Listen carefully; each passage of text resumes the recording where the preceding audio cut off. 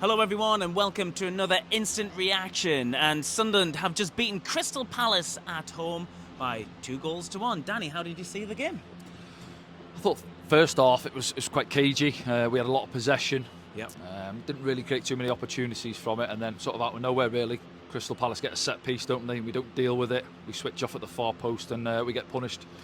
Pino takes advantage, but from the boys' point of view, reaction's key there, and obviously 2 minutes later we're back on level terms with what was a well-worked goal again. Go back to Spurs a couple of weeks ago, 3, 4, 5 passes and a lovely finish from Brobbey. Well, this afternoon we've worked it well down that right-hand side, ball fizzed in from Nordy, and I think it's a little over from Brian Brobbey. I haven't seen it back yet, but it comes onto it, Enzo, then a lovely controlled finish into the bottom corner. So well worked goal. Yeah, it was excellent. Yeah, and then obviously getting in then at half time on level terms, and then can we come out second half and sort of get back on the front foot and take the game to Palace, and the lads certainly did that. Yeah, Palace a little bit disappointing for me. Obviously they've had quite a traumatic week, haven't they, with the announcement of probably their skipper leaving as well.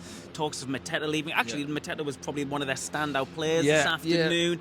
And then Oliver Glasner announcing that he's leaving at the end of the season. I mean, and the huge FA Cup upset as well. These aren't things that are conducive for harmony in the squad, are they? No, they're not. No, when you put all that sort of ingredients together there and you're thinking, is it going to be one of those days where, you look, it's been a miserable week for them, and then they come up here and get an away win. But no, I say they are on their day. They're a fantastic team. I think Mateta's got 8 goals in the league this season. He's a handful. It was a good battle between him. He's got good feet, hasn't he, for a big guy? He has, yeah. He backs him well and gets hold of it and gets his side up the pitch. But no, I thought Ballard and Alderete handled him relatively well this afternoon. It was a good battle up there.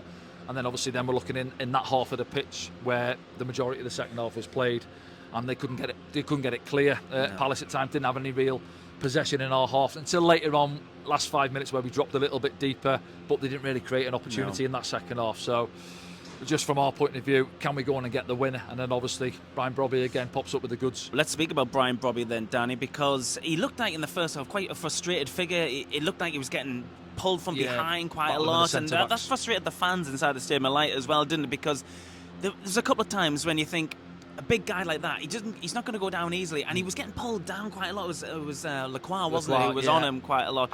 But he took his goal really well. It was really unorthodox, so he kind of scooped it up. He's a great player. He comes up with the finishes when you'd least expect it as well. Go back to, again, the Arsenal one was sort of unorthodox, but got the job done. And again, this afternoon, it's a loose ball, just goes in behind, doesn't it? Enough strength, holds the centre-back off, and then, as you say, almost scoops it on the side of the crossbar. No chance for Henderson.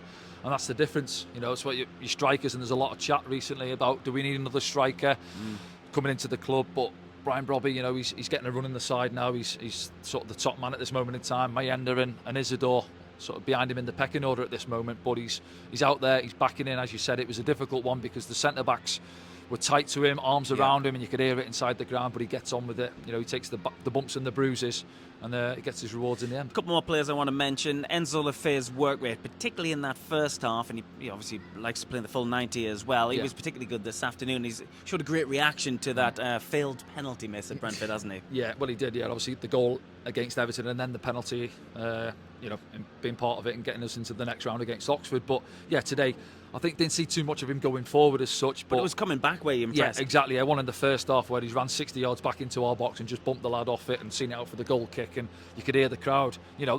That's your number 10 doing that for you, for the team, and putting the shift in, and that's what it's been about really. At times we have a lot of possession, maybe don't create the chances and the end product what the fans would like to see here, but what we do in the dirty side of the game is the hard yards, running back towards goal, putting the tackles in and trying to keep the clean sheets. Obviously we didn't have one today, but Roofs hasn't had a lot to do again this afternoon, as he'll be getting back in there, and he's probably kicking himself that he hasn't got another clean sheet. Yeah, probably. Sloppy from the corner from a couple of occasions, but put it behind us, and as you say, big 3 points and up to 8 as things stand in the table. As we record this. And one other player I want to mention before we finish is Noah Sadiki. Now, we spoke to Noah Sadiki in the lounge after the game. It was a really insightful conversation with him. I've done a couple of events with Noah before. He's a lovely, lovely guy. He speaks really good English, and I said to him, the Sunderland fans have really appreciated your skills and your time here on Sunderland so far, your appearances, his work rate in particular. And he said he was loving it here on Wearside, didn't he? Yeah, he seems a bit of a character. First time I've spoke to him, but big smile on his face. The lounge appreciated him coming in, and as I say, the the first thing you say about Noah Sadiki, and I said it to him, it's like 85th minute in the game. If you've just walked in, he looks like he's just come out the changing rooms. He looks fresh, and he can keep on going. And it sort of typified it last week for me, where he gets knocked out of the AFCON, and then within 2-3 days he's rolling up at the Hill Dickinson, and he puts in another shift in. And Granite will be delighted to have him back in there. You know, no reflection on the other boys, but having Sadiki in the middle of the park there, the energy he brings to the team. You made that comparison because those two have got really high stats, haven't they, in terms of distance covered this season, and you said that Granite's beaten you there, and he said, well, to be fair, I have been at AFCON. So he come back, to be fair, so the first and third in the league, I think I've seen, and then, but as you say, he's come back and he said, well, I've missed a few games. So he is right, and he has been a miss, as simple as that. If you've got Granite Xhaka in there, Sadiki, Enzo playing a little bit higher, they're right up there for me in the league as a three, really, and a handful for opposition. What is as well, I noticed about him, he's so focused on the game today that when we asked him about the next game, which is of course West Ham, he said he didn't know what he was doing tomorrow. He's like, I don't know, no one's told me what I'm doing tomorrow yet, so hopefully he gets a day off, because he probably deserves one after the air miles at least, and not just the miles on the pitch he's been covering recently. And let's have a quick look forward then. West Ham, a good time to play them or a bad time to play them, considering they've just won and they're fighting for their lives? Yeah, they'll have had a bit of confidence, obviously, getting a late winner against Spurs this afternoon. They're fighting for their lives down the bottom, just trying to get hold of Nottingham Forest, who are just kicking off now against Arsenal. But yeah, listen, we'll go there. We know the situation they're in can be quite hostile, I think, down at the Olympic Stadium with things haven't been great. I think there was a planned protest, but we'll see how that develops anyway. But they'll be feeling a bit better about themselves, West Ham, after today, and it gives them a little bit of a lift. But again, we can go out there and try and get this form where we have at home and the energy levels and take it to an away ground. We have done it, of course, the likes of Chelsea and Anfield, and getting results on the road. But we're going there. They're third from bottom in the table. We're sat 8th, as we stand, coming off the back of a good win against Palace. So go there and play with some confidence and freedom. Okay, then we'll be back very soon. I'll do a predictions update kind of video. We'll ask you to get involved. As ever, please like these posts, subscribe and share on whatever platform you find us, and we'll be back next time.